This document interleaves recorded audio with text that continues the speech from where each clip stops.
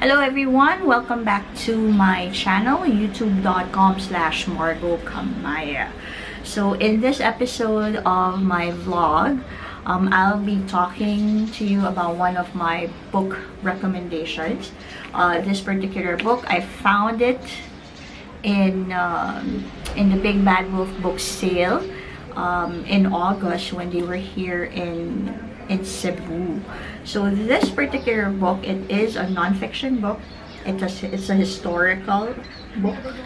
It's written by Brian Lavery, The Conquest of the Ocean. So it's a compact history of seafaring, how human beings were affected and influenced the seafaring world. So what I like about this is that maybe it's not as comprehensive as some folks wanted it to be, but for me, an armchair historian, this is a very helpful guide, especially now that I'm a little interested in anything about seafaring in relation to the 500 years of the Magellan El Canio expedition. And we all know why that is very important to us here in the Philippines, because during that expedition, that's the time that Magellan literally, or Magellan and El Canio literally placed this 7,000 islands of ours on the world map. So I've been trying to look for anything in relation to seafaring. Filipinos, historically, culturally, and should be societally, Filipinos should be good seafarers. But I'm an example of not a very good Filipino, because first off, I don't know how to swim. Second is that I get seasick when I ride boats, bangkas, ferries, and whatever transportation used overseas. Alright, so let's talk about Brian Lavery's book. He's a well-known historian in the UK. He used to be the curator, or he's the curator emeritus of the National Maritime Museum in London. He also wrote another book that's called Ship 500 Years of Maritime Adventure. He also presented in popular UK television programs such as Time Team, Time Watch, documentaries like BBC's Empire of the Seas. He was a consultant on the Russell Crowe movie, which I thoroughly enjoyed and I've seen it several times. Master and Commander, The Far Side of the World. And he also advice on the replica of Captain Cook's Endeavour. So what I like about the Conquest of the Ocean is that it's not just limited on the European side of seafaring, but it also tackled, or had an overview of Asia. What else? Asia, the Middle East. It also even actually talks about modern piracy now that's found in the African waters. So looking through it, I haven't finished reading it. Look at my makeshift bookmark. I'm just on the part of the Age of Empire, which is from the 1600s to 1815. So I've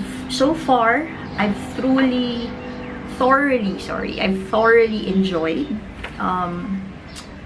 this book, and I've gathered some tidbits about it. I'm going to add some of the things I've learned in a future blog post that I'm making in relation to 2021, or the 500 years of the Magellan El Canio expedition, the 500 years of Christianity in the Philippines, 500 years since the discovery of the Philippines by the Europeans. So we have a great project in surrounding those events, and one of the things that I'm trying to research on is all about ships, seafaring, all about the seas and how it affected the Philippines. So it has a lot of great features on Vasco da Gama. Even Magellan has a dedicated entry here. What else?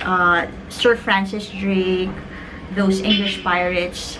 I just found out recently that Dutch and English privateers, they call it privateers, not pirates, actually reached the shore of the Philippines.